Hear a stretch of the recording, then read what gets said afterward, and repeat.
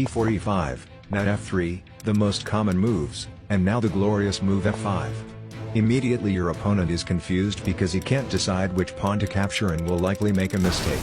In fact, almost nobody knows about this opening. And you know what happens when your opponent has no idea how to play against this opening? You take their soul. Let me show you the ways of the Latvian gambit. So e4 e5, horse jump and f5. Your opponent is confused because he never saw this opening before. He can take either this pawn or this pawn. Most people actually accept your gambit, and take this pawn.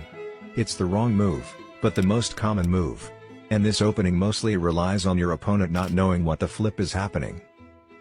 You push your pawn and the knight has to go. But where to? Some people go back to g1. That's just bad and you don't need my help to beat a silly guy like that.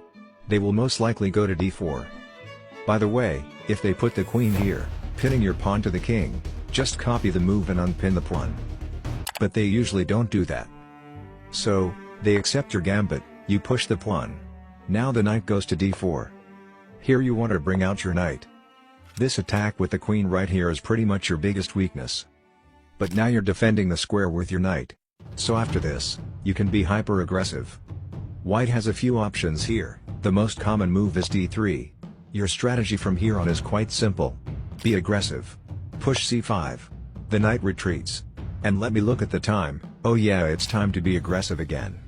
Take the center pawn. They take back. So, what aggressive thing can we do now?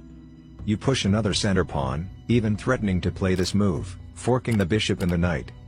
And at the same time, your bishop is now attacking this pawn. It's been 7 moves and the board is a total mess full of tactical difficulties. And that's the point of this opening.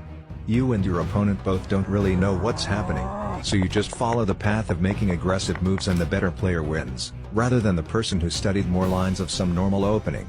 I'll show you how to win the game if they don't play the exact moves that we just talked about. So after accepting your gambit and you pushing the pawn, they might go to e5. You're basically following the same plan. Go here to defend this square, so they can't hit you with the queen check. They respond with some random move, and now one tactical idea for you is to attack the horsey, while at the same time attacking the pawn. The knight has to retreat and you capture the pawn.